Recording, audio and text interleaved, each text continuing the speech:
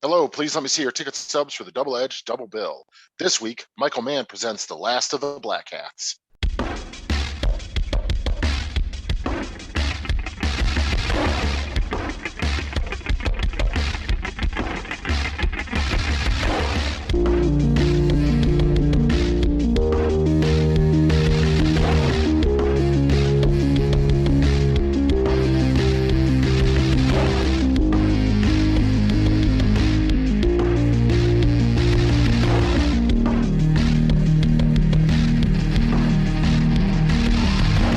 Each week, Adam Thomas and Thomas Mariani will come to the table to discuss the randomly selected yin and yang of a double feature. Then, both will have to pick a number between 1 and 10 or to seal their fates in the next episode.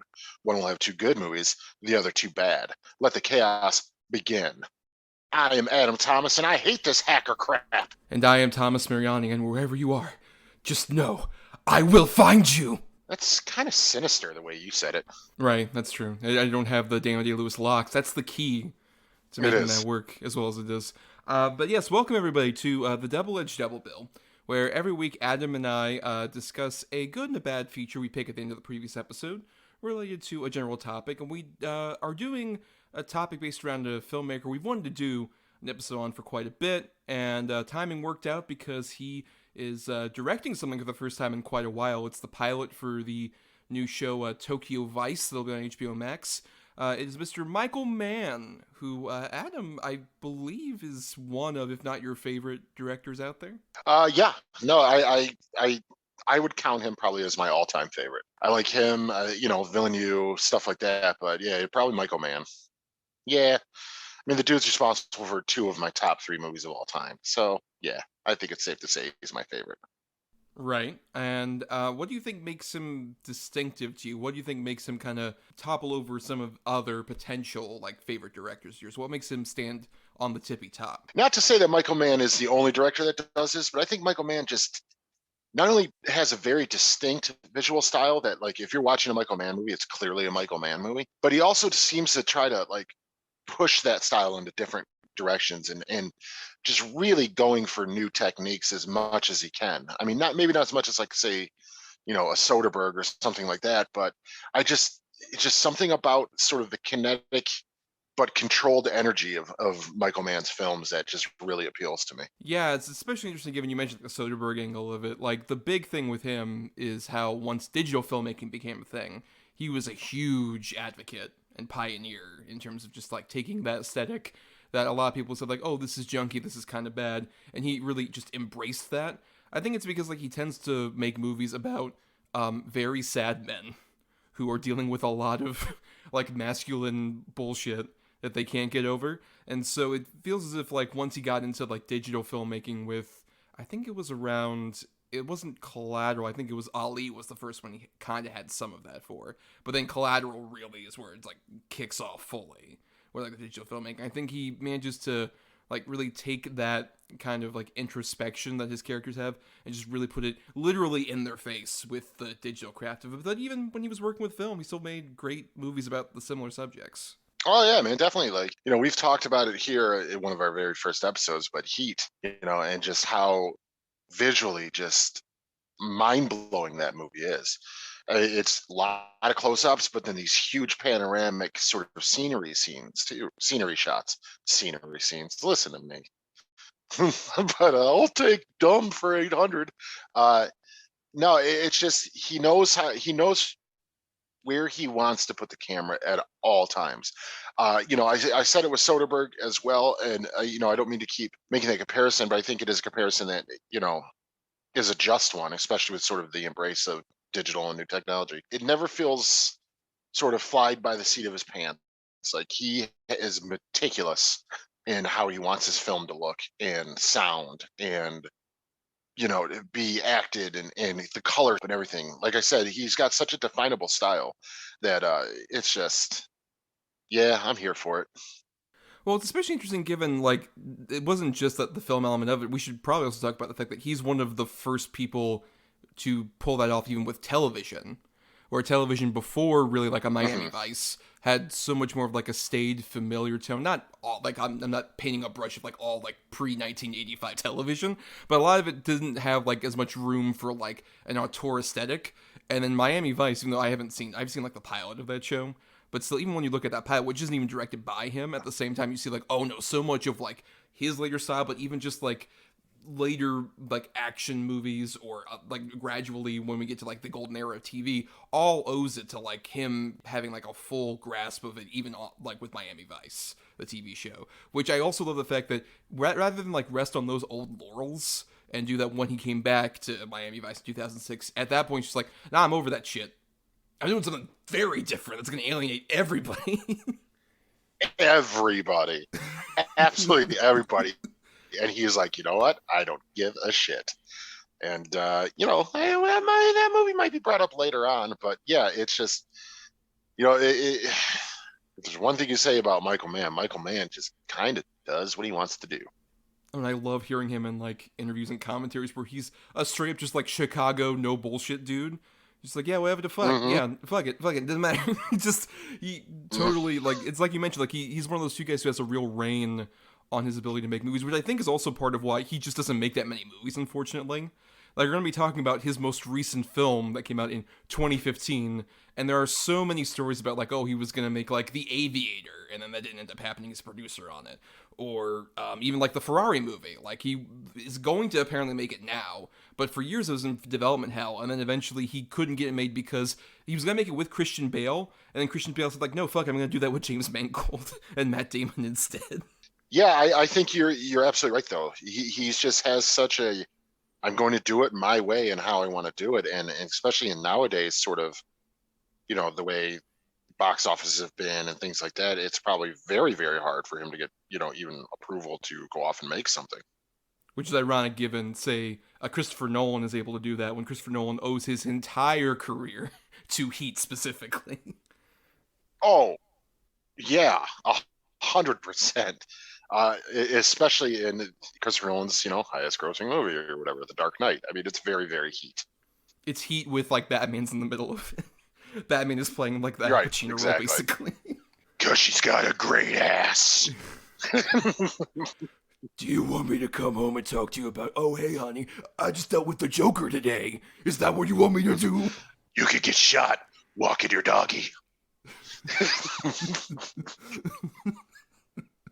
Oh, well, we're not talking about Heat today, Adam. We're talking about two very different films from Michael Mann.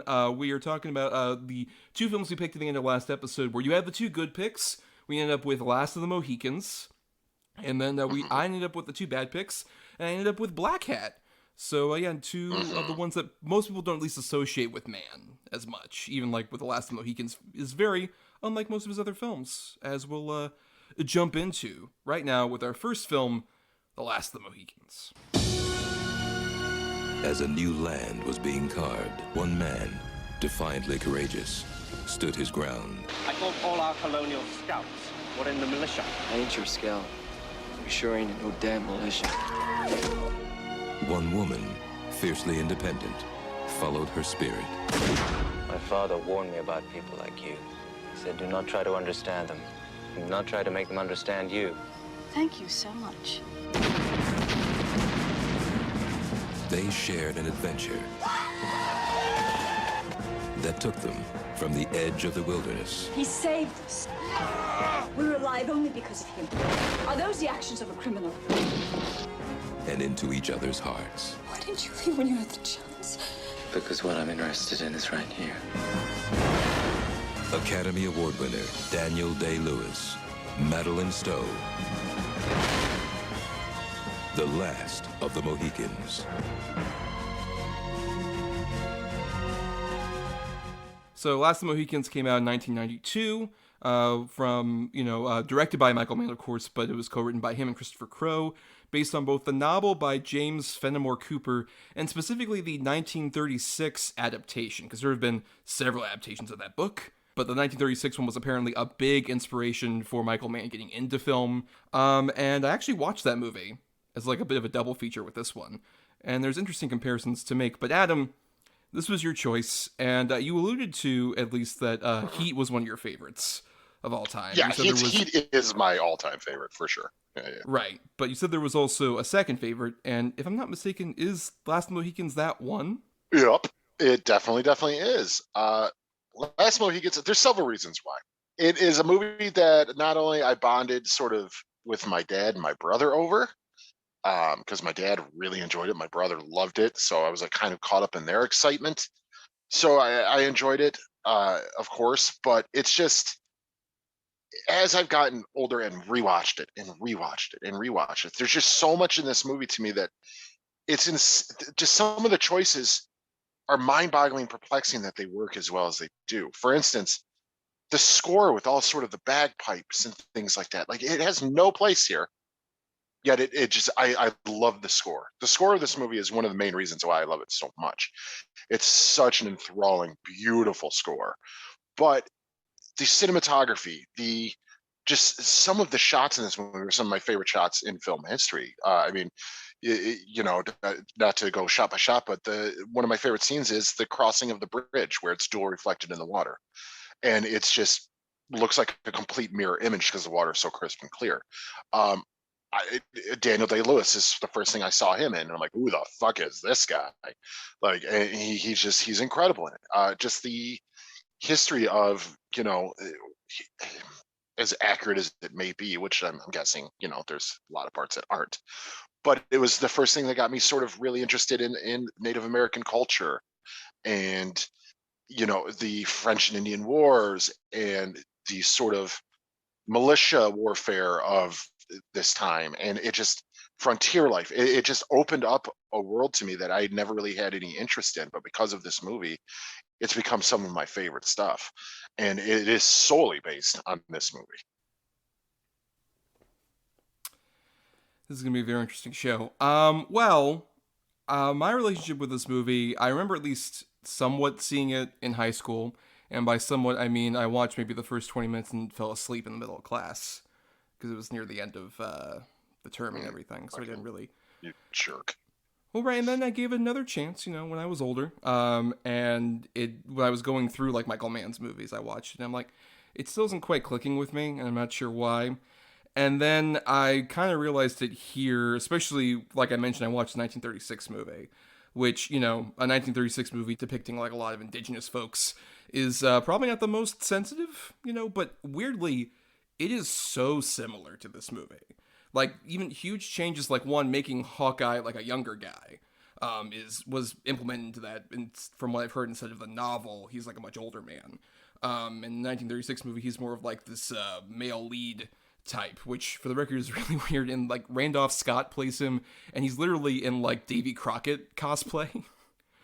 It's very bizarre. He's just like, with all these like, indigenous folks, and he's just like Davy Crockett in the middle of them, like, yes, I was raised by the Mohicans. Like, sure, buddy. Yeah, but even like certain things, like the whole thing with Alice when she like falls over the cliff, it's like almost shot for shot similar to this movie, obviously with like 36 era cinematography, but like that element, or even just like changing sort of the relationship that he has with like Russell Means' character, who in the novel apparently is his brother, versus here he's the adopted dad kind of thing. That was implemented in the 36 movie. But what was so fascinating going to this one, and like what really kind of clicked for me, is that like I've never been a huge fan of sort of these depictions of like the sort of like colonialism era coming in to America kind of thing, because it always feels kind of like whitewash. Admittedly, this is not nearly as bad as say like a Dances with Wolves in that regard, because at least like, okay, he's an adopted like white man who is like raised amongst these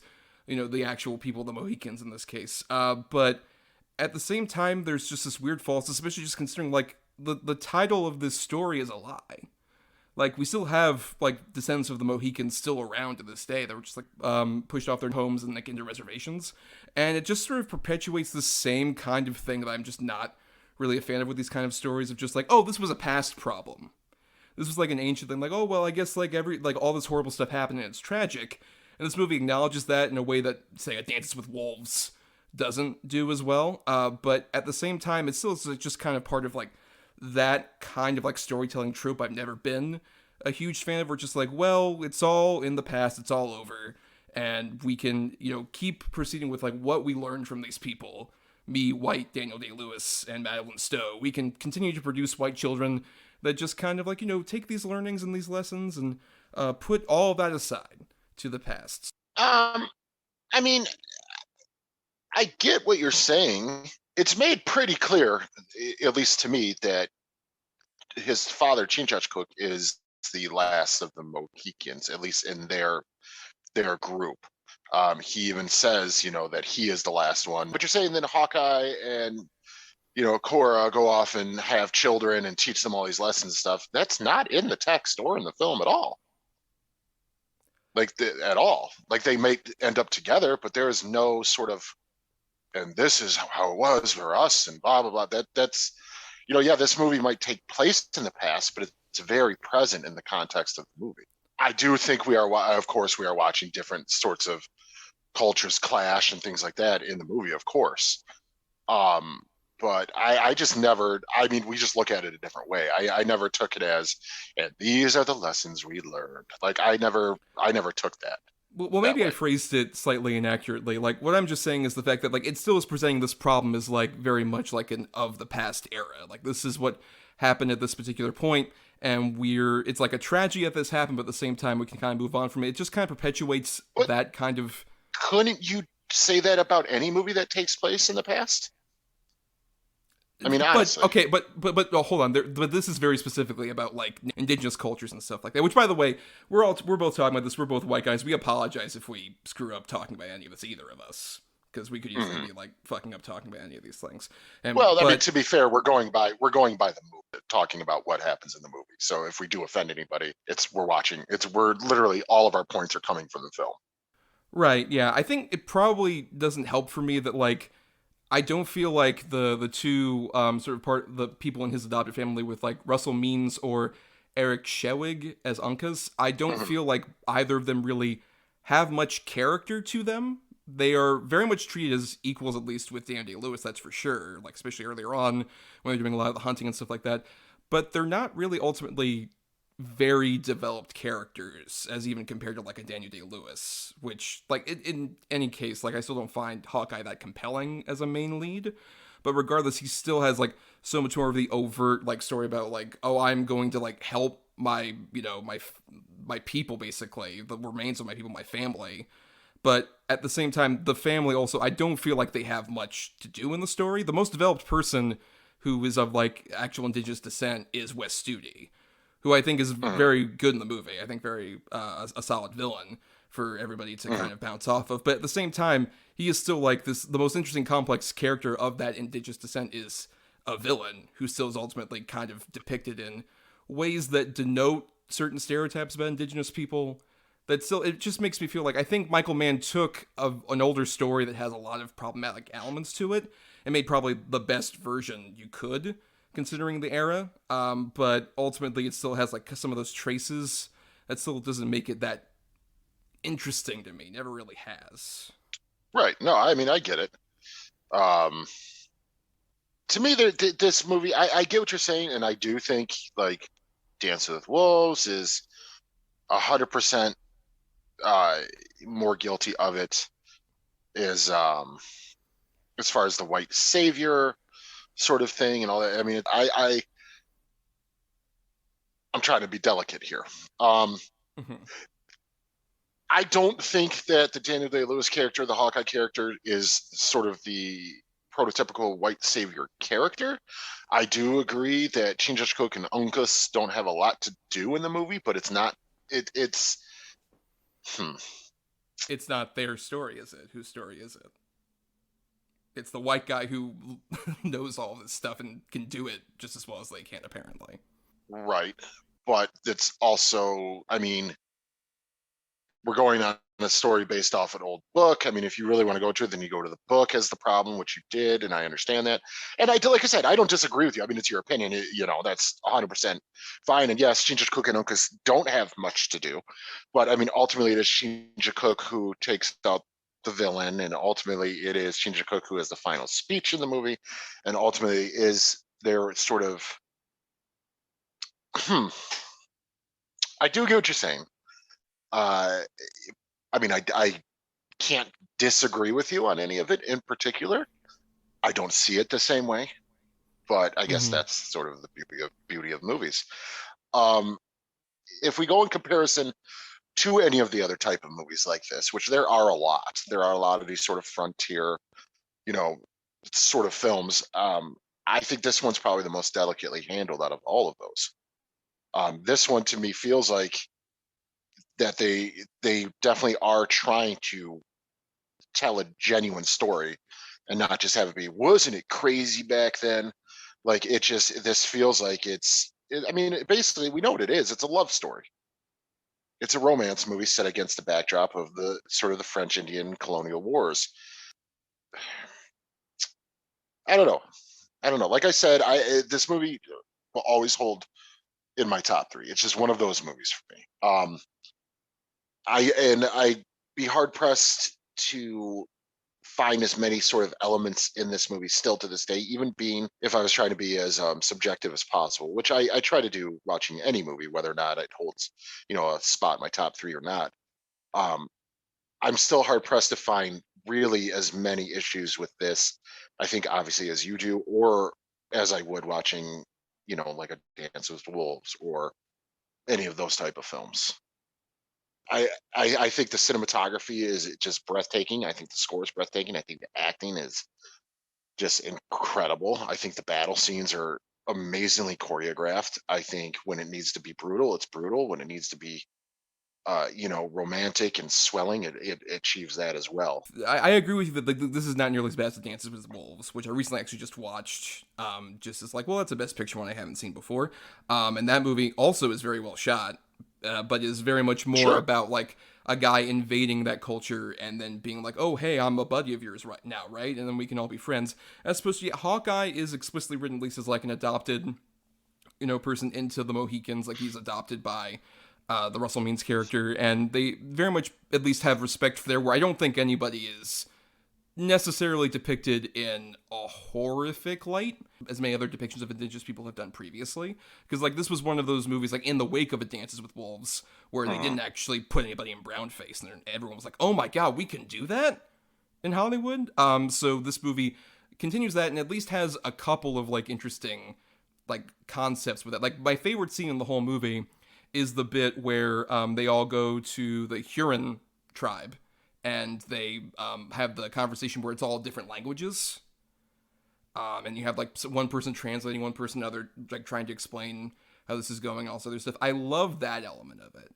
I find that fascinating where it's like, oh, okay, these people are trying to communicate while one person can like speak French, one person can speak like an indigenous language, and one person can speak English, and it's going back and forth. I like aspects like that, as opposed to like with regardless of like any of the indigenous stuff. I think another big problem is just I don't find Hawkeye and his relationship with the Madeline Stowe character to be that engaging. I think Madeline Stowe and Daniel Day-Lewis are two very attractive people, but it's a very sort of like old school Hollywood romance that I think really can be hit or miss with me, and I think in this case it kind of misses. I don't really have much engagement in their relationship. Ultimately, I just feel like they do kind of like see each other and like, oh, we have similar hair, and we both look pretty. Let's fuck. Like that's basically. I mean, let's put it this way: if you can't get on board with that, then the movie's not gonna stack up. I mean, it is such a huge part of the story. See, I find it very engaging, and I've always thought it's a great romance. But I mean, again, if you can't. If you're watching it and like, I don't believe this, then you're gonna have a problem. Well, I'm curious. What makes you believe in that relationship? What elements like really make you feel like, oh, I'm really fully invested in the two of them getting together? Because they feel like just both people out of. It's almost like they both find each other from being completely, out of their own elements and out of like he's so used to just being, on his own with his adopted family and sort of living on the land and stuff. And then once he gets involved with her, then he finds himself becoming more of a protector of her and stuff. And she's been raised, in wealth and in sort of properness and, with Duncan and all this stuff. And then she's completely out of her element alone as well, because of obviously the war and things like that. And they just sort of find each other in the middle. And it just works for me. It's like him finding part of his lineage and her finding a part that she never knew she had, strength she never had. And it's ultimately worked for me. And plus, like you said, it doesn't hurt that they're both incredibly good looking people. Right. Yeah, I don't know if it is because I saw this when I was young and, sort of prepubescent or whatever, and hormones going, and it's like, oh my God, look at these two great looking people. And, but it's always been one that's endeared itself to me. Now, do I think it's one of the greatest movie romances of all time? No, but I think it really works in this movie and this story. Yeah, I mean, I feel like, with the two of them, I get some of the stuff you're saying. It's clearly what the movie's going for. It's just like, oh, we're at these two sort of like disparate points from two very different walks of like, me living in the land and you like being this woman who's like coming in with this colonial father. Like, I respect elements of that. Like, particularly, I like the fact that she is the one who really strives to be like, no, we need to get him like from being in jail, basically, when he ends up getting captured because he's about to try and get people out. And it's like, oh, they're trying to stow away. And her father is very brutally like, no, he should be treated like everybody else. He's going to be hung and destroyed. Like, the movie, at the same time I'm saying like all this other stuff about like how it treats some of these indigenous people, it's very still anti-colonialist in a way that, like I said, a lot of these movies fucking weren't around this point. With like, particularly, I like how they use a lot of like the English and the French side of things as like, oh, we're totally manipulating like different tribes into basically destroying each other, which feels probably more accurate to what history would have been, at least on a basic level. Just like, oh, white people come in and they either slaughter directly or they manipulate from the sides to make sure people get slaughtered. Like the bit where Wes Studi's talking about like the actual origin of like why he hates the gray hair, as he's talking about, and the French guy's like, oh, well, I don't know. I mean, I told them we wouldn't attack. It's our ceasefire, but if a bunch of Huron attacked, I don't know. I wouldn't know it. Wink, wink, wink. Like, those elements, I think, are what make this a bit more interesting than, like I said, the average one of those.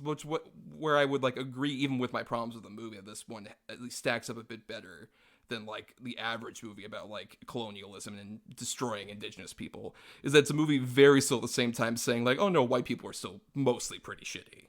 Oh, I mean, yeah, definitely.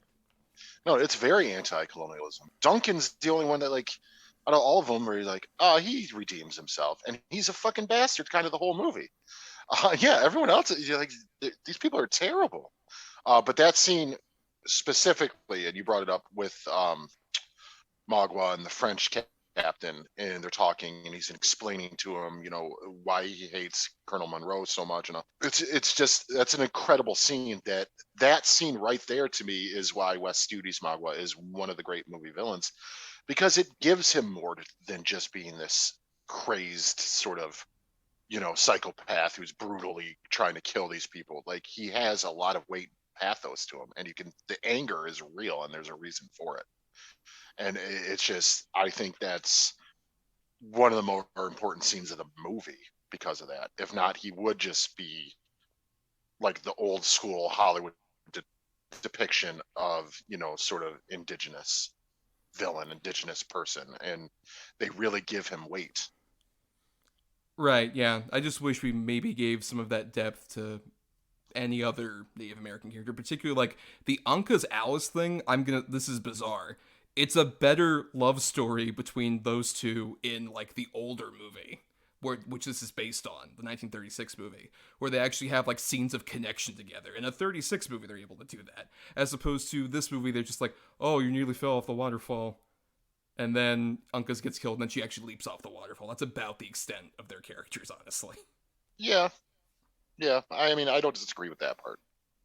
I don't disagree with that at all. I was always kind of perplexed by that, even as a younger man, and still kind of am. Like, well, they really fell for each other super fast.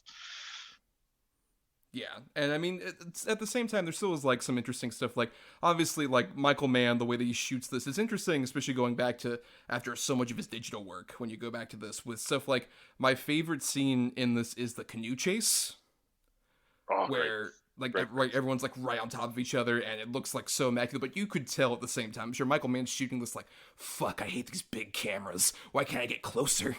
than I already am. I wish I had like a digital camera so I could see Daniel Lewis's fucking pores in my face. But at the same time, he shoots it like so well where it's just like you're in the middle of like all of this, despite the fact that you're dealing with like 1992 era film cameras. Oh yeah, 100%, dude. Yeah. No, that's a great scene. Well, that's what I was saying earlier. The battle scenes are great. Even the scene where they first attack the British, and it's the British doing all these fighting regiments. Well, don't give me. You have to admit while watching this, you're like, oh my god, this is why you guys got slaughtered. Kneel, draw, what? Like just that horrible procedure. You're like, you get frustrated watching, like you fucking idiots.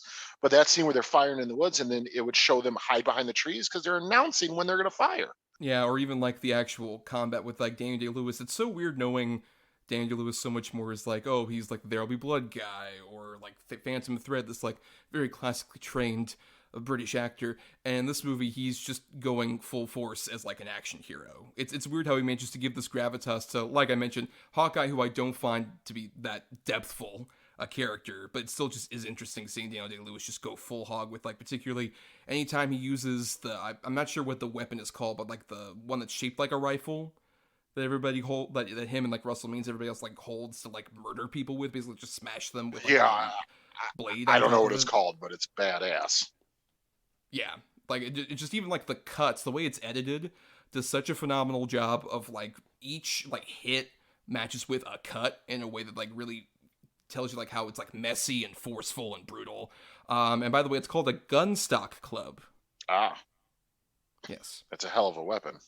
Yes. And another one of my favorite scenes too is when they're sort of doing their retreat march through that giant open, green field, and it's surrounded on both sides by trees, and then all of a sudden just poof, poof, random things of smoke start coming out of the woods, and then they just get rushed. It's so brutal, and what a great scene. Yeah, and even stuff like, as much as I'm not as huge on like the romance element of it, I love the way that Michael Mann shoots like the embraces between Daniel Day-Lewis and Madeline Stowe, particularly like when they're underneath the waterfall and you see the waterfall behind them, or even like this is a recurring thing in his movies where like the sex scenes aren't graphic, but it's a lot of people huffing and puffing at each other. Even Madeline Stowe in this movie has that, where she's just like kind of like breathing heavily basically, and Daniel Lewis is kind of there. It just shows that it's like, oh, it's not like extremely graphic, but it has a lot of that sexual tension at the same time. Oh yeah, 100%. Like even Duncan says it, because you're infatuated with him. Like yeah, they feel it for each other. It is just a lot of longing looks and sort of circling around each other and stuff like that. It almost feels like two like cats sort of escorting each other, like it. And then plus you might not be into their romance and stuff, but even during that battle scene I was talking about, just the fact that he goes through all of those guys to get to her. And I mean, he expertly is dispatching them. It's pretty awesome.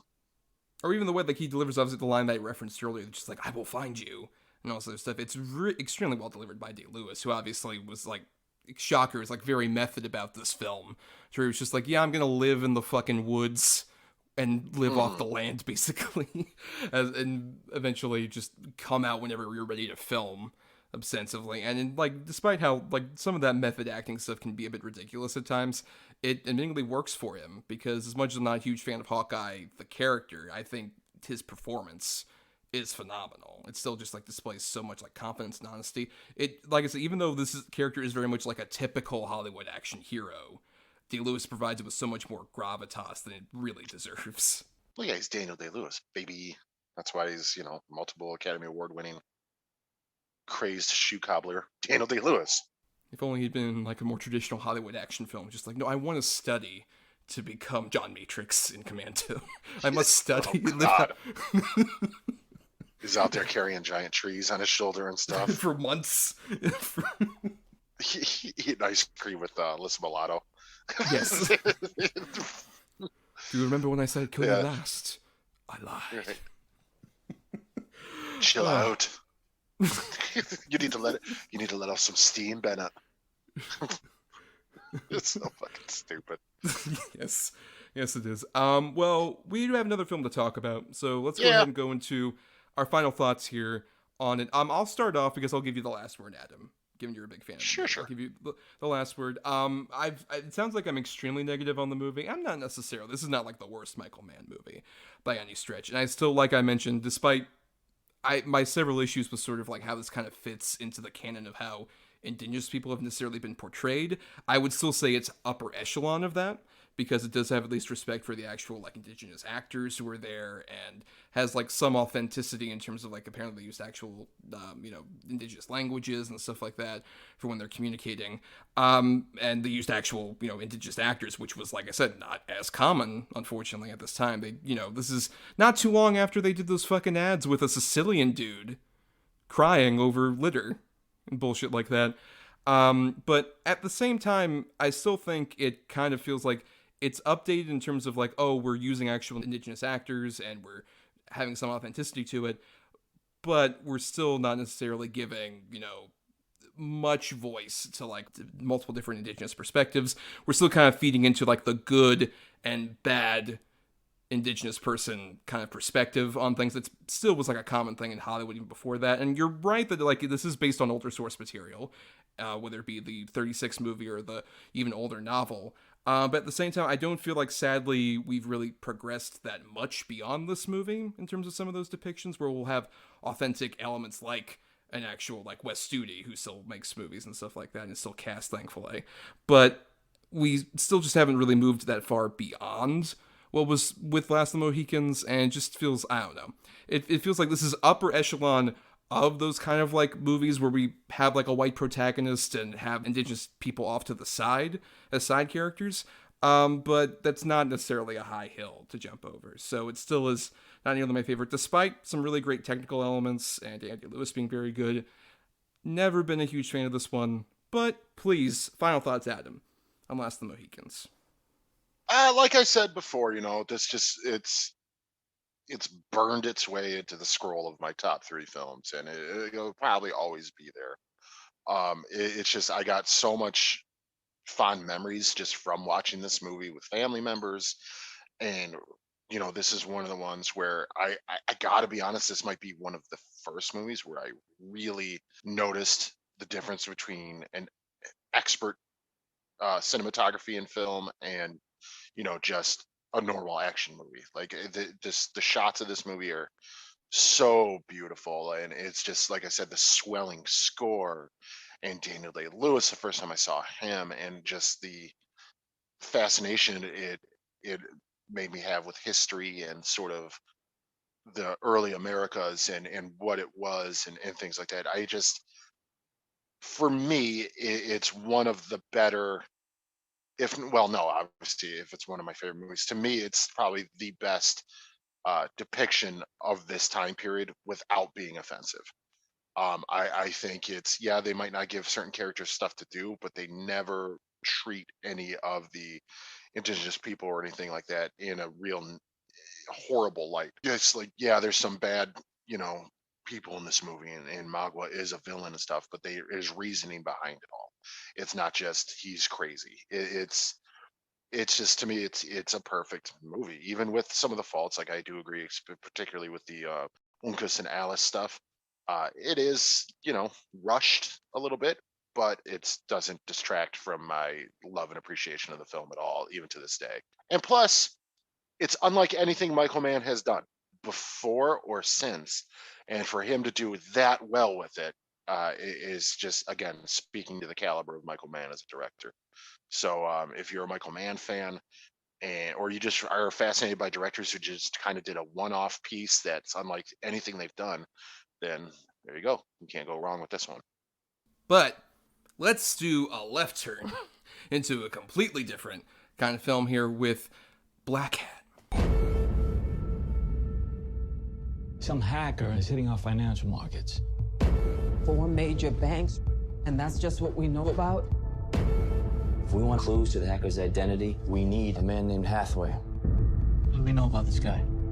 He's a convicted hacker serving 15 years at MIT. Genius coder. I want you to commute my sentence for identification and the apprehension of the guy you're after. Those are the terms. Is he political? Terrorist attack, any declaration? The guy we're working will drop the big hammer and not think twice about it. He's on the move again. Chicago, no China. This is only the beginning. He's still writing. What for?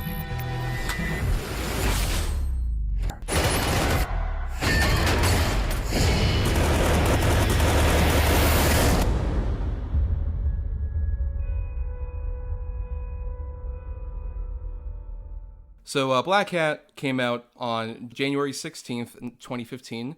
And like I said, it's Michael Mann's most recent film. And is interesting in terms of, it's probably the movie that got him in a bit of like director jail in terms of this movie bombed so hard when it came out on January 16, 2015. It cost $70 million, and it ended up making over at least the whole perspective like $19 million, which is very bad already. But on its opening weekend, it opened number 11 with $1.7 million, which is one of the worst debuts for a movie that opened over 2,500 locations. So it was withdrawn after like 2 weeks.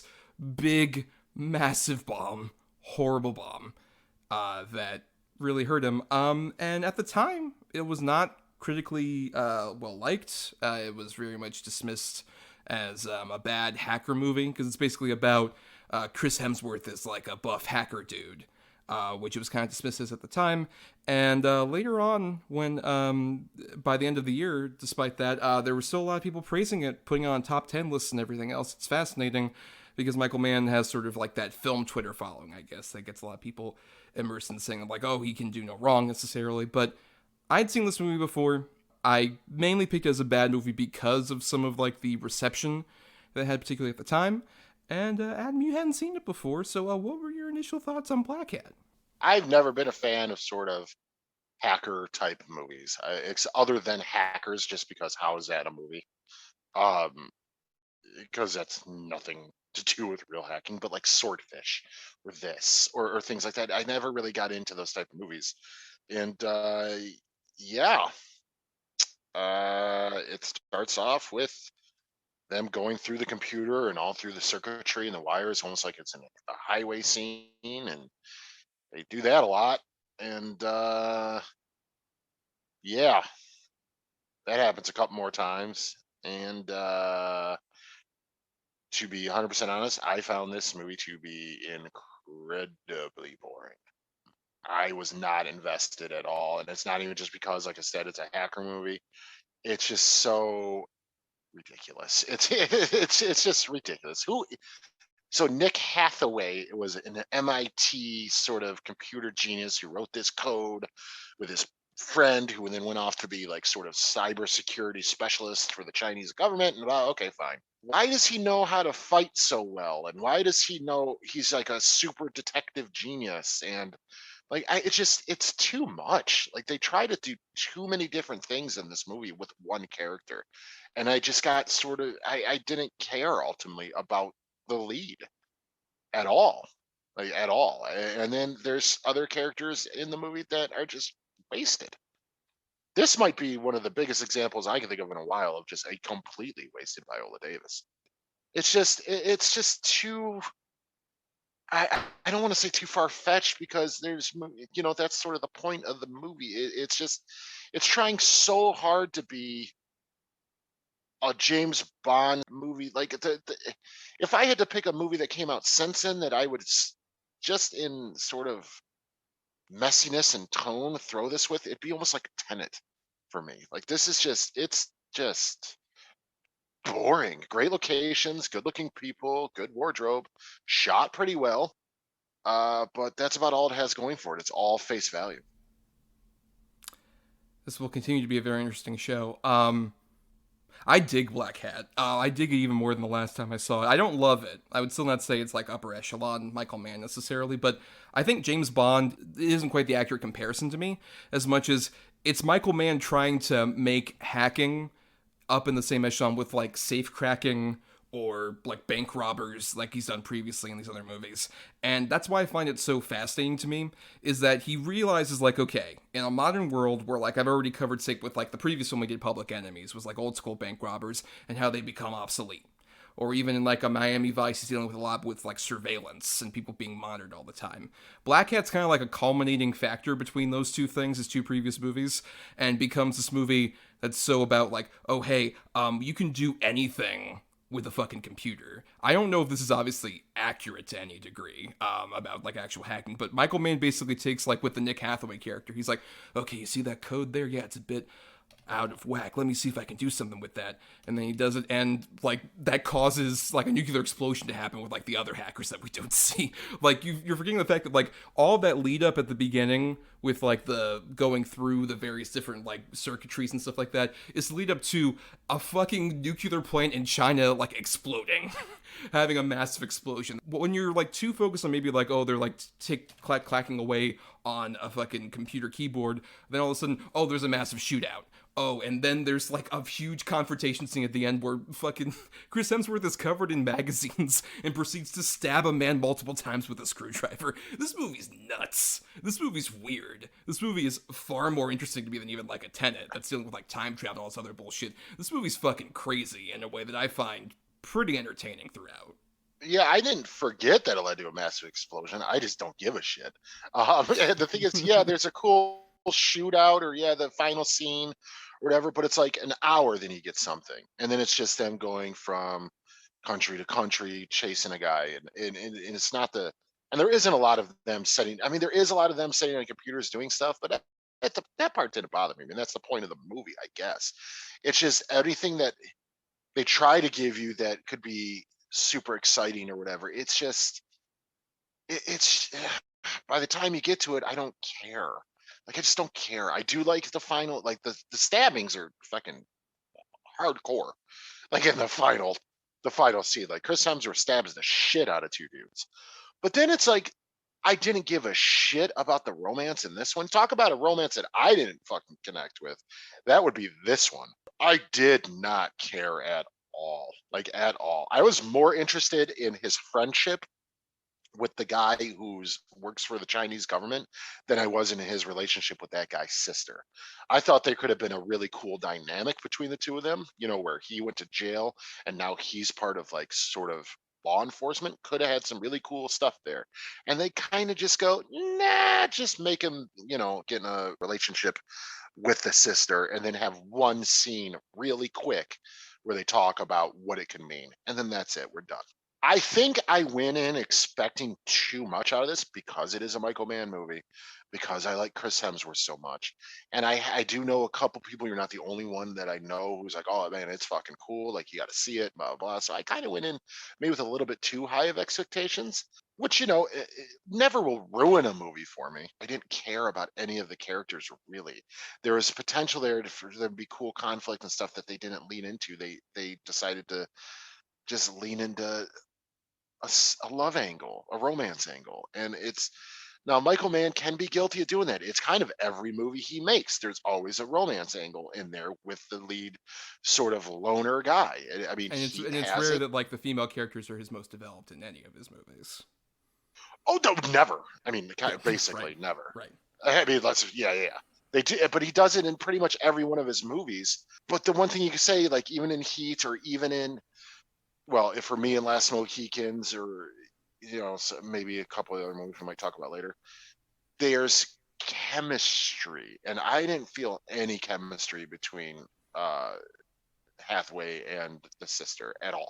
Right, it feels like a lesser version of, say, like, I think the best example of that, where despite the limited means, there's still a fascination that I can buy between the two, with like Miami Vice, between like Colin Farrell and Gong Li, who I think is who are both like very fascinating in the movie, as we might talk about a bit later. I do agree that I don't think the romance is necessarily that well developed, but at the same time, I think Tang Wei, who plays Chen Lin, who is the main female character in this, I think is far more developed than a lot of the other Michael Mann female protagonists, in terms of like, I really love the relationship she has with her brother, where they're both people who grew up from like, who were technically brother and sister, but they grew up in very different environments, and they've come back together at this point. You can tell there's that strain in their relationship, and I find that to be really investing, especially when ultimately the big thing happens, where the car explosion, which I think is one of the best car explosions I've ever seen depicted in a movie, honestly, where it's just on like her next to Chris Hemsworth as the explosion happens in the background, like the slow-mo that happens there, I think is so investing to me, and it really immediately got me invested in like her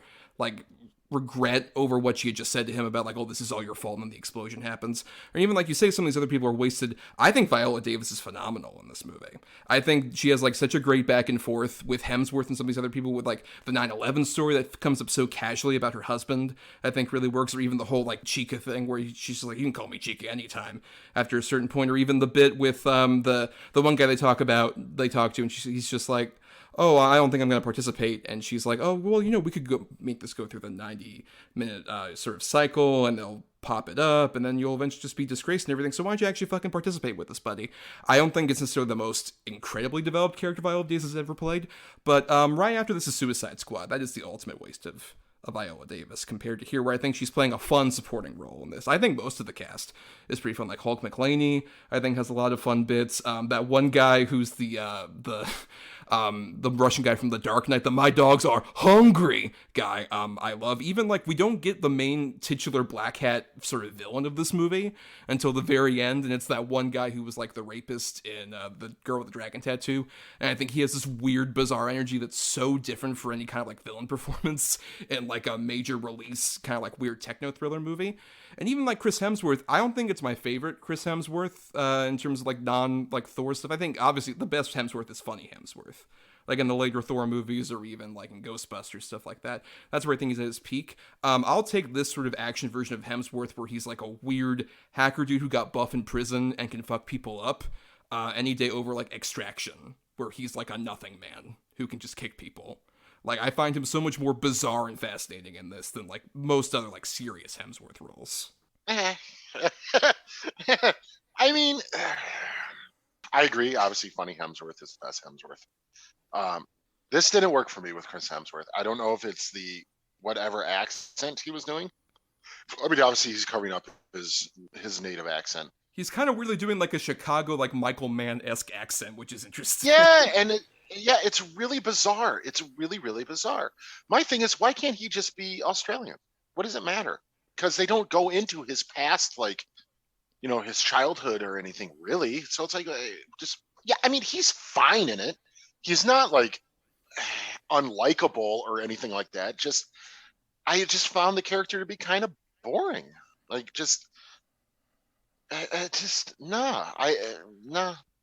What I like is the fact that he is kind of like money, because I think in a worse movie about like some of these hacker things, you would have him be full on more like Robin Hood mode. They kind of hint at that, where it's just like, oh no, I only stole banks' money, I didn't steal any people's actual money. But like they would have that guy be a bit more like noble, as opposed to he's still like a paranoid weirdo, which is what I like. Like, even like he talks big game, like even when he's interviewed about like, hey, we can get you out of here for a bit, you could be furloughed.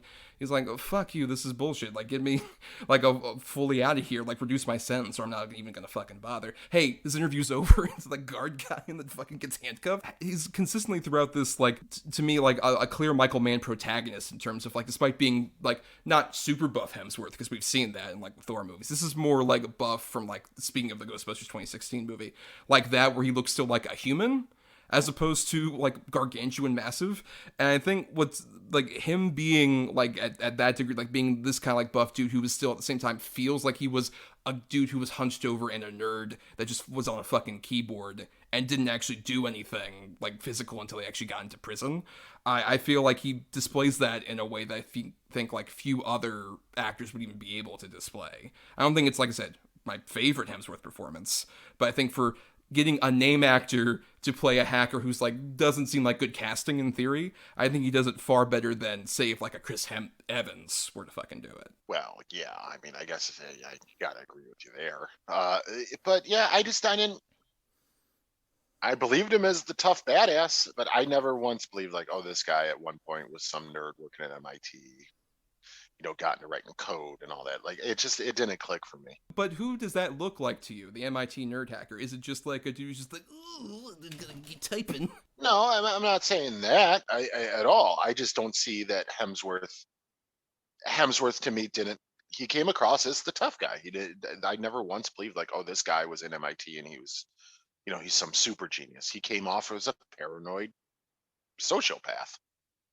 I never got the super genius can do all this stuff. Like it was unbelievable to me. Well, I think the sad thing is, in the modern perspective, I think paranoid weirdo sociopath is more accurate to like a hacker dude than like super genius, like brilliant quaffing like MIT scientist. I think that's the thing, is this is a movie that's more about like, oh hey, you can still be like really great at computers and stuff like that, but ultimately who you really are is like a slimy piece of shit who is still trying to get out of here. Like, I love even like by the time we get to the end of the movie, it's like what should be this triumphant moment of like, oh, he's clear of everything and he's leaving with his love and all that.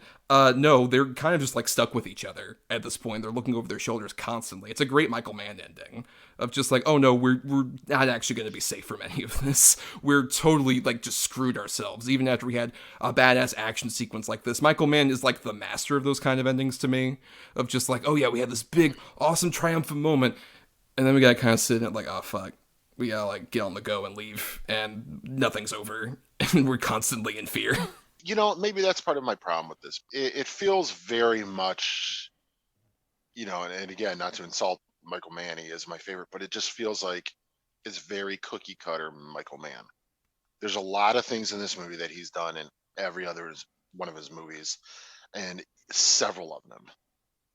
Like I said, the ending, the sort of story structure, the romance angle with the female lead who doesn't really have much to do, the sort of broken man, that it's everything you've seen in like parts from a bunch of his different movies all kind of thrown into one. It just doesn't. It feels like a Michael Mann imitation movie to me. I think that's probably what my problem with it is. It doesn't feel like it's Michael Mann at 100%. I wouldn't say maybe it is Michael Mann 100% either, but I still don't feel like it feels like an imitation necessarily. Because stuff like, there's that whole chase that they have, where they have like the big gun battle that happens when they're like going through the different parts of the little village, and then there's the one part where like they're going down, like the guys in the SWAT suits are going down and they get like shot by all those like automatic bullets that just come out of the walls basically. I hadn't seen that necessarily in earlier Michael Mann movies. And even then the stuff, like, I agree with you, like I said, about like the romance isn't necessarily adept, but I still feel like that female lead has a bit more to do than the average Michael Mann heroine necessarily. And also just because a guy has like recurring motifs, I don't think that makes, say, like Heat any lesser than Thief, since they have like similar motifs that happen that are like very familiar. Like, I don't feel that because like a director has recurring factors that are like more like thematic and like what he likes dealing with, like familiar protagonists, doesn't necessarily make it like lesser to me, as much as just like this makes it like a fun, maybe junkier version of it. Like, it isn't on necessarily as high a pedestal as Heat or some of his other movies, but this feels like sort of like the fun, lesser, like B-level man that I would still find like entertaining pretty consistently. Because for any, like, even the way that he shoots like the hacking sequences, I think are done so well with like, oh, let's go inside of the fucking keyboard and show you from below as the guy's doing. Like, he makes fishing feel cinematic with that one dude. He's just like, oh, I need to change my password, let me open this program, and then you look like underneath his fucking keyboard. That's something he hasn't necessarily done before. And even like the whole thing going through the cityscapes with like the actual programming, I feel like isn't a bit outside of his wheelhouse. Yeah, no, I mean, it's just like I said, it's just I didn't connect, man. I really didn't connect with this one. I really, really wanted to. It's not the worst movie I've ever seen. It's not even the worst Michael Mann movie I've ever seen. I think you're going to talk about that one at some point tonight. It to me, there's nothing like you're pointing out all these things like, oh, that's cool and that's new and he hasn't done that, and maybe that's the case, but I didn't get that feeling at all with it. Like, I just was like, I've seen this so many times, not even just in Michael Mann movies, but in this genre. Nothing grabbed my attention and made me like sit up. Right, because like I get it, because that's more of like the prevailing opinion, especially like at the time when this came out, was that it was just kind of like really dismissed and kind of treated as boring. And it's interesting because I think also just in terms of like a recent cinematic history thing, it's definitely a movie that like obviously put Michael Mann in a bit of a director jail situation where he couldn't make many movies. But also this, like, it's so interesting how this came out I think the main reason it failed so much as like an R-rated sort of adult-themed thriller, along with this movie being so weird, it also opened the same weekend as American Sniper opening wide. Oh, Jesus. Well, yeah, and that was such a massive hit, obviously. Which I'll tell you right now, I will say, though, I prefer Blackhat to American Sniper. So... I mean, look, I'm glad, because I'm a bit glad of that, at least, yeah. But it's just interesting where, like, it's a movie where, like, Michael Mann was sort of taken out by one of his, like, director contemporaries, like a Clint Eastwood, who is now one of the few people that, like, say, Warner Brothers is willing to give, like, a small check to. And it feels like this, especially even with, like, you know, the Hemsworth of it all, it's an interesting thing where, like, oh, this was an experiment in seeing, like, can he, who came, like, out of nowhere to play Thor, open a movie on his own? And this is a movie that proves no. Like, it was like this, and Rush was another one where it's just like, oh, let's put the guy who played Thor. Everybody will go to it. Like, no, not really. Or even the Ron Howard movie, like the whale movie, like By the Sea, where we got Heart of the Sea, where he got super skinny. Like, he was a dude who was trying to kind of have the traditional movie star thing, where it's like, everyone knows me for my main role, but they'll come and see me in other things, right? No, not really. No. Like, and it feels like it's kind of like the end of that era as well, of a new star being crowned. It kind of feels like it's the beginning of the end of, like, new movie stars cropping up, basically. Yeah, I'd say that's pretty fucking accurate. Which is a shame, because I think Hemsworth has a lot of potential. I think Hemsworth is very, very good. It's just he chooses maybe the wrong projects. Still to this day. I mean, yeah, everybody liked Extraction or whatever. Well, but it's part of, like, the Netflix fodder machine, where it was very popular for, like, a week. Because also that was, like, at the very beginning of the pandemic. So everyone was like, fuck, we need something. Fuck, we need something. Sequel's still going. Right, and I'm sure that'll be swallowed up with all the other, like, fucking Netflix movies that get, like, quote-unquote movie stars who aren't really movie stars to show up. Right. Yeah, I'd say it's accurate. Yeah, so Blackhat, I think, if nothing else, I think you can agree, is an interesting sort of artifact in recent movie history. In terms of just, like, no, this will be a movie that never gets made for, like, $70 million again. No fucking way. I mean, I'd be surprised if Michael Mann gets a $70 million budget still because of this movie and what a colossal flop it was.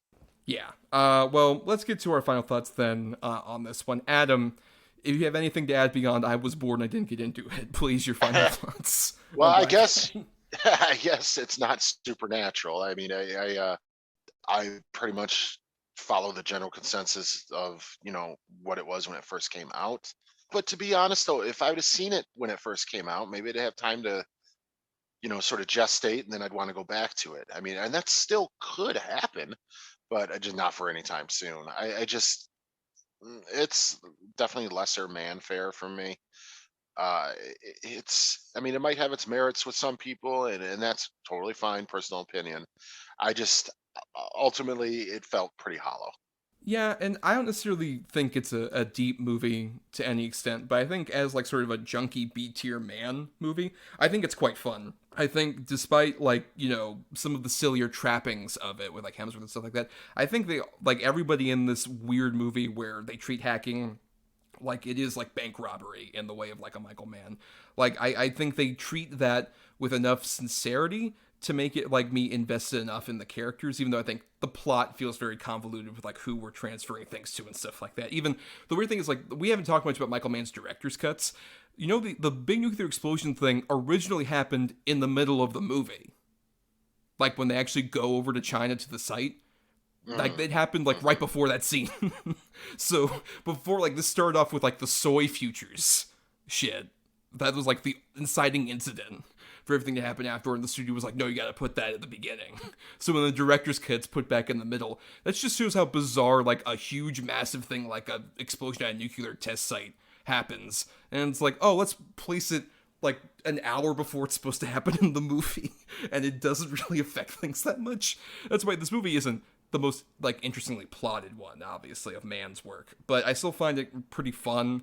I still think, like, most of the performances are pretty solid, and some of the action bits are, like, pretty fun, man, where it's, like, maybe not top-tier Man, but even bottom-tier Man is better than some of the best things modern action directors can do, honestly. Like I said, I'll watch this over an Extraction any day. With, like, oh, I had one cool, like, one-shot action sequence where Chris Hemsworth's being the shit out of somebody. Oh, okay. Anything else? No, not really. This one I feel like has a bit more just weird, bizarre gonzo energy that I find not great. I wouldn't be one of those guys who's just like, oh, this is a misunderstood masterpiece.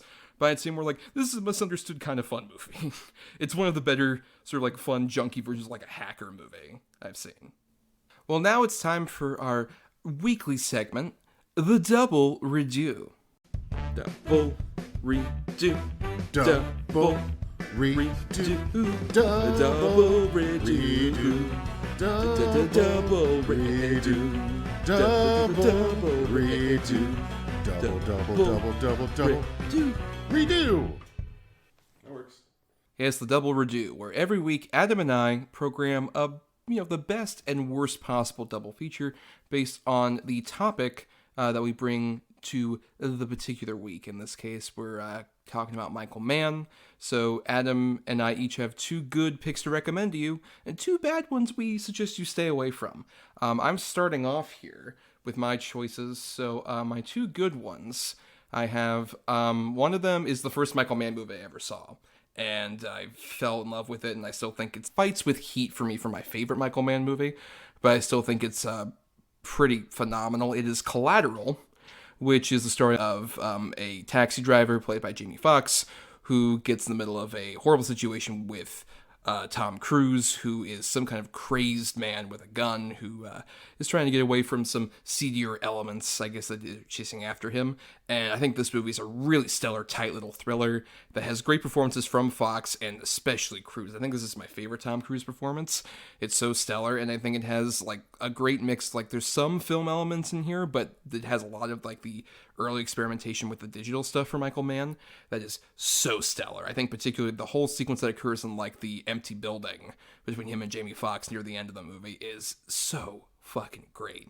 Particularly when Tom Cruise jumps on a fucking office chair and fucking eats shit on the fucking carpet, but then keeps moving immediately. One of my favorite just action bits in a fucking movie. And there's still a lot of like heart and emotion to it as things go along. I love the ending of this movie so much, and Cruise's ultimate sort of fate there. I think it's a phenomenal little thriller that got nominated for a bunch of awards, deserve it. It is like such a stellar movie. And then the other one I have, The Insider, which also feels a bit different for him in that this is a journalism thriller that's basically about Al Pacino plays this real producer who worked for 60 Minutes, who is trying to do an investigation about this tobacco company, and he ends up recruiting Russell Crowe, who had just gotten fired from the tobacco company, to basically be like a whistleblower. Tries to get him on to do an interview, and he's kind of desperate, obviously.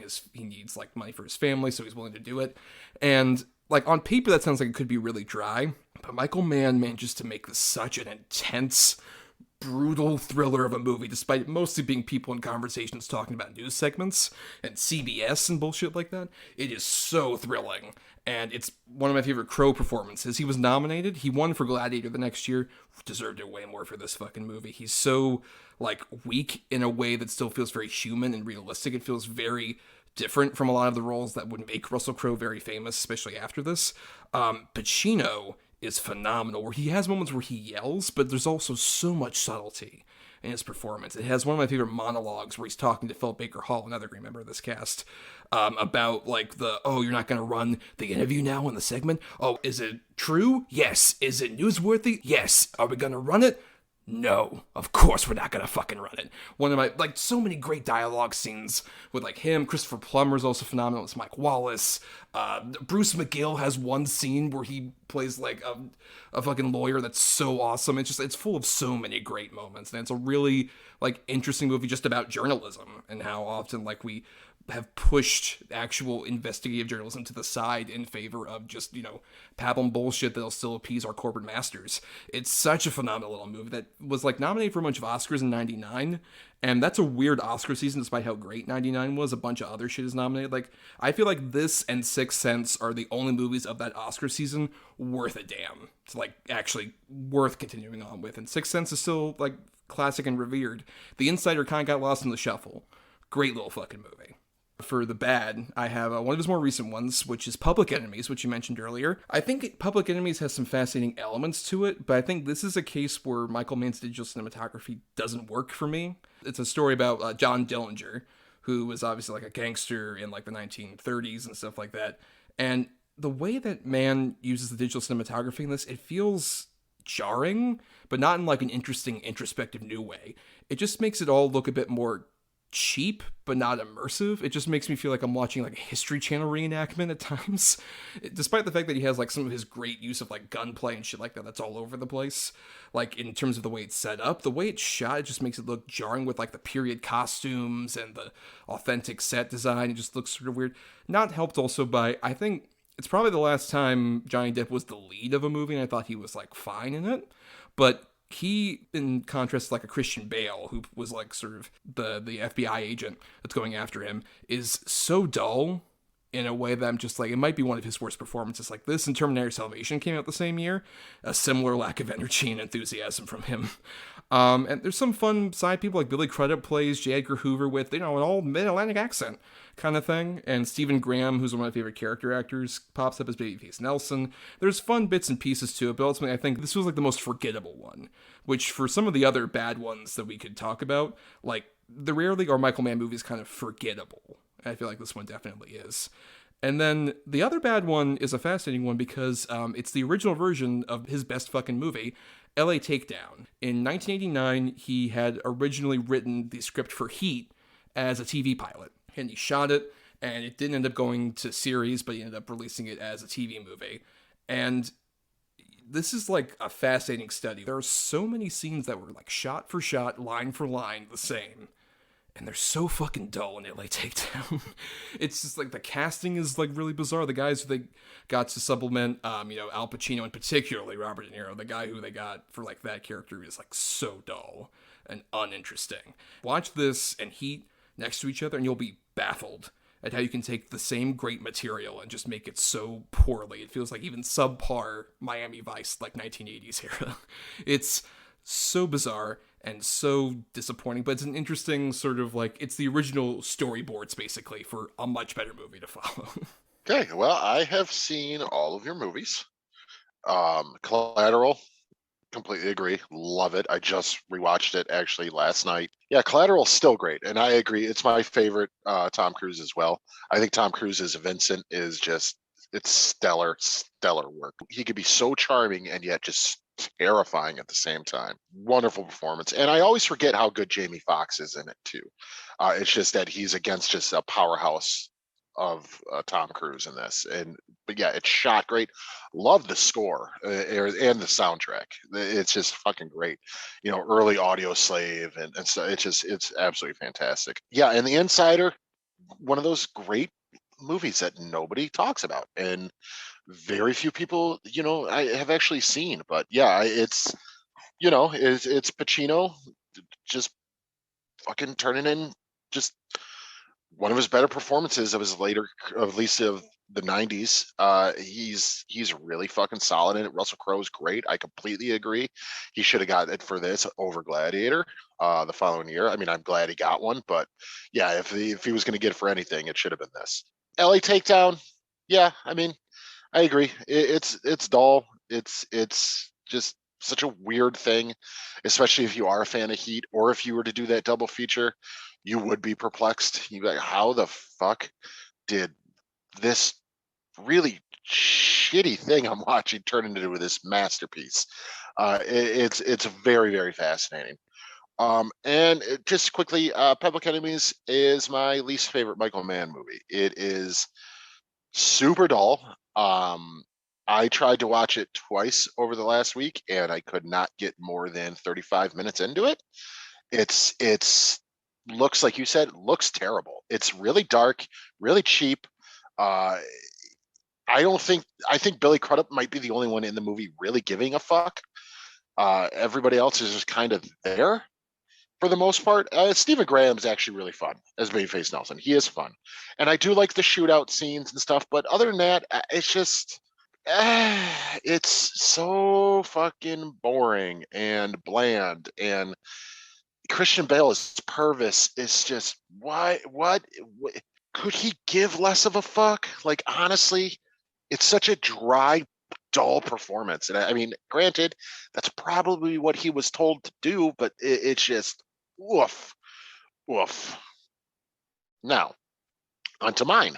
For my good, we've talked about it already on the show. We've mentioned it several times in this episode, but I can't stress enough how much I love this movie and how I think it is the greatest potential movie ever made. It's definitely my favorite crime heist movie ever made. I have Heat. Everybody's talked about it. Everybody's seen it. You've seen it emulated in everything from Grand Theft Auto to The Dark Knight to, I mean, it's everywhere. It's super, super influential. It's absolutely fantastic. Full of powerhouse performances, cinematography. The action shootout scenes are, in my opinion, the best he's done. It's just a spellbinding movie. Everything about it works. Then I have the other movie you mentioned earlier, which was very divisive and sort of turned a lot of people off. But I have Miami Vice. I think Miami Vice is one of those where people have not seen it just because they got the wrong opinion of it. They think it's going to be a remake of the 80s, sort of early 90s schlocky sitcom. And it is not at all. It is a dark movie. Another one with just amazing sort of action set pieces. The final shootout alone is just fucking incredible. It's a super fun movie in the weirdest way. Like, it shouldn't be fun. Just really solid Michael Mann movie. And then for my bad, to be very brief, because I don't have much to say about either, but The Keep, it was one of your alternate choices last week. It is a weird fucking movie, populated by Ian McKellen, which is strange. The Lost Tangerine Dream soundtrack is really fucking kind of phenomenal, but there's just nothing else about it that works. The ultimate creature just looks like a professional wrestler covered in blue paint. It's a really weird, strange, disjointed movie. And then I have Manhunter. Never been a fan of Manhunter. I know a lot of people love it, and that's fine. I don't like William Peterson, never have. I don't like Tom Noonan very much. I like Brian Cox. I like Brian Cox's version of Lecter. It's obviously not the defined version, but I think he's fine. It looks good. It's shot well. I mean, it's Michael Mann. It's just I just never could get into Manhunter, and I've tried several times, and every time I just walk away feeling sort of like, okay, that exists. Well, yeah, I've seen all of these. One of your bad choices, one of your good choices, is an interesting look at like how two troubled productions can really produce different movies from the same director. Because The Keep was like an infamous example where like several things with like the actual thing, the effects guy died while they were making the movie, so they had to shoot around not having the special effects. Yeah, Scott Glenn's character, who has the weird powers and shit, apparently a lot of stuff was cut out of what Michael Mann originally wanted. Like, this cut originally was apparently like 3 hours long or so, and they demanded it cut down severely to like I believe it's 96 minutes long. So they forced him to cut out a lot of shit, and most of that footage is lost apparently. So what we've even seen, what we can see, because it like weirdly comes in and out of like being released, is like a weird version of that movie that isn't approved by the director. He's disowned it totally. It's a bizarre creature that I'm surprised exists. And Miami Vice also had a very similar weird production where like they were shooting in Miami during hurricane season at points. Jamie Foxx wanted to do the movie, and then during pre-production he got an Oscar, so then he got too high for his britches and apparently just walked off the set.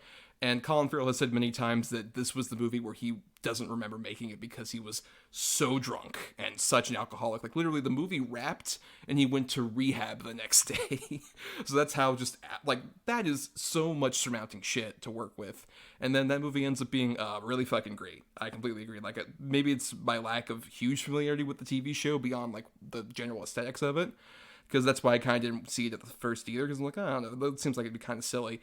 Michael Mann takes that and just makes this really dark, interesting crime thriller that you're totally immersed in. Like, Colin Farrell is phenomenal despite being, I guess, drunk the whole time, and there are so many great shootout sequences and like chases. I watched the director's cut earlier today, and the director's cut starts off with a boat chase scene that feels like it would be traditional Miami Vice boat scene, with like, oh, they're like in the bright colorful outfits and they're chasing each other around, and it's like this big fun thing set to 80s music.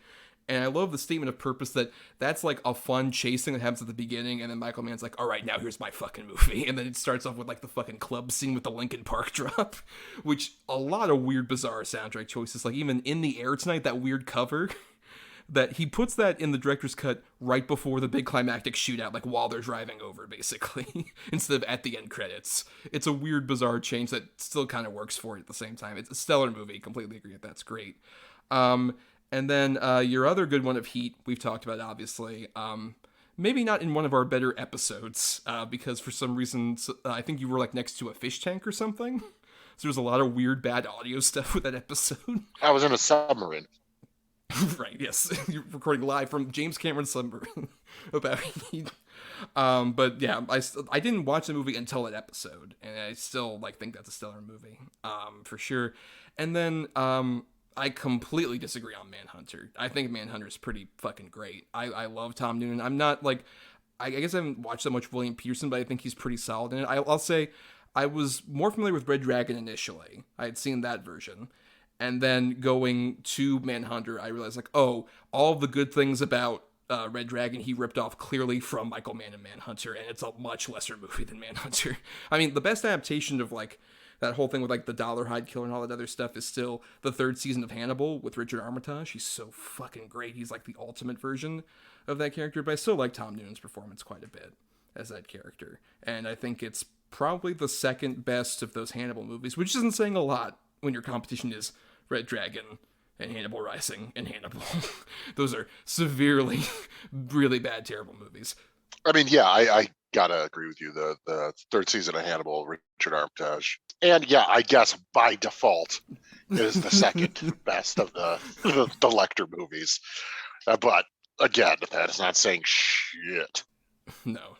But let's go ahead and repeat our titles for anybody out there. I'll start off with mine. My two good picks were The Insider and Collateral, and then my two bad picks were LA Takedown and Public Enemies.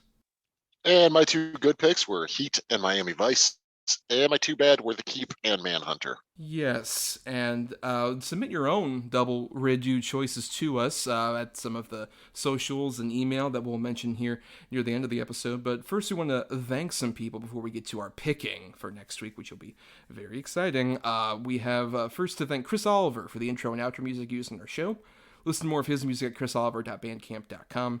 Thanks to Christian Thorlally for our artwork. Follow him at Night of Water, night with a K, _of_water, for more of his great artwork. We also want to thank, of course, our Patreon supporters, patreon.com/DEDBpod, where for $1 a month, you all get bonus podcast episodes that we only have for the patrons out there.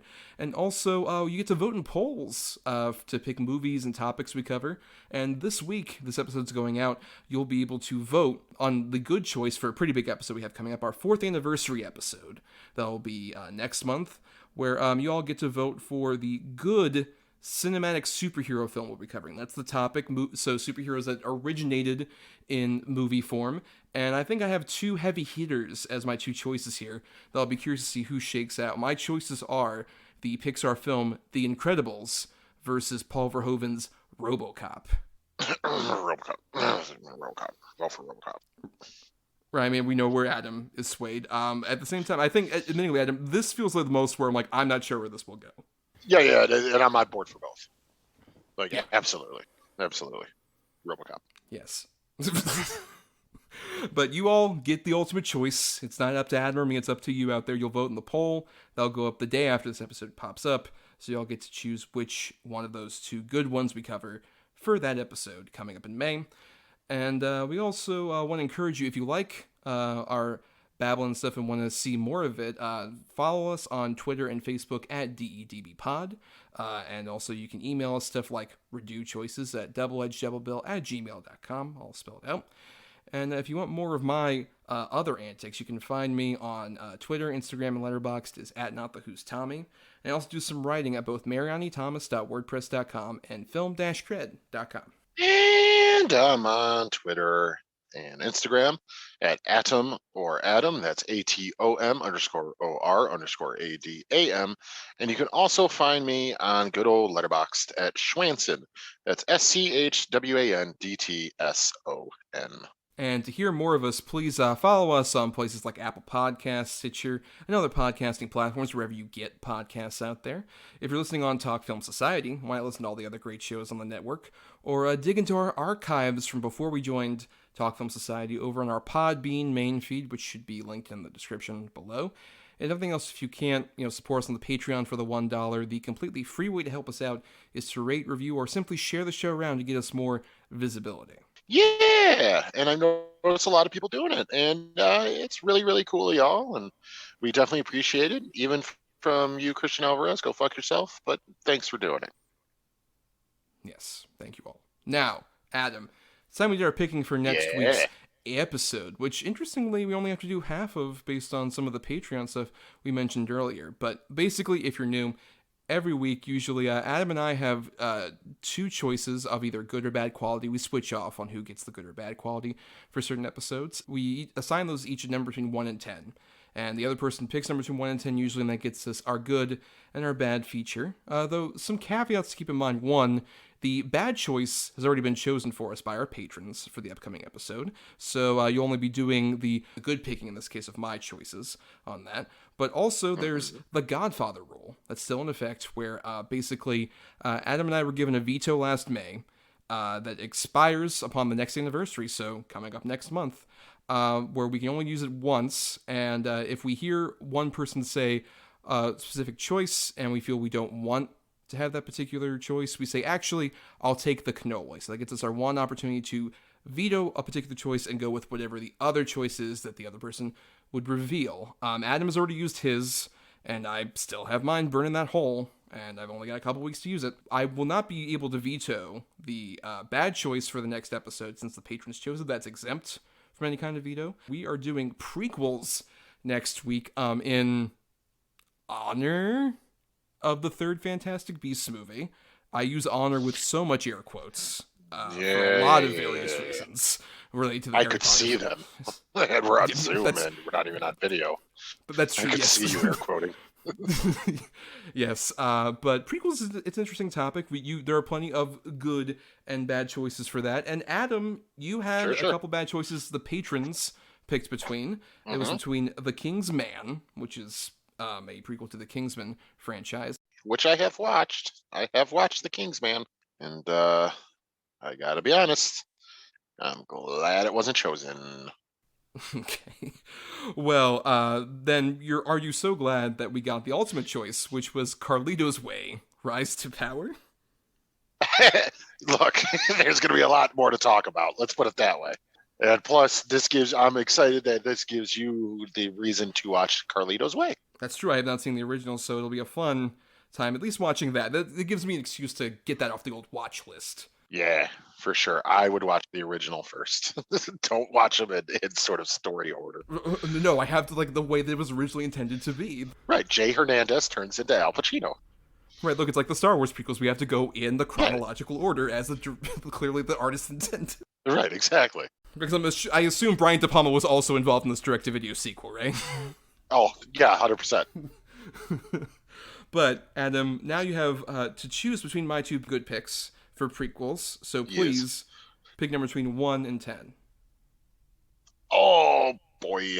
I'll go number 1. Okay. At number 3, I have a movie from someone we've devoted an episode to, but we haven't talked about him in a while, and I think it's interesting because it's a prequel to a television series, but I think a very underrated one, especially because it was decried at the time. I have David Lynch's Twin Peaks Fire Walk with Me. Oh, boy. Was not expecting that. I'm okay with that. Yeah, curveballs, baby. Yeah. What was your other one? Well, over at number 8, I have one that, I guess it's a spoiler to say this is a prequel because it's kind of a twist of the end of the movie, but I still think the movie... What a twist. Yes, I think it works as a fun version of that. I have the most recent, and I'd say best entry in this horror franchise, Final Destination 5. Oh, yeah, definitely. Yeah. Look, dude, maybe it's a spoiler, but if you don't know by now, then come on. That's true, it's over 10 years old at this point. Yeah, come on. But still, for the record, that is one of my favorite fucking twists at the end of that movie. Oh, yeah, it's so good. Perfect. It's so smart. Yes. Yep, I agree. But now I guess it's time we segue out of here the best way we can as two Michael Mann protagonists who walk off into the distance but wonder, was it all worth it? No, I'll answer it. No, probably not for sure. Yeah, not worth it. Not worth it.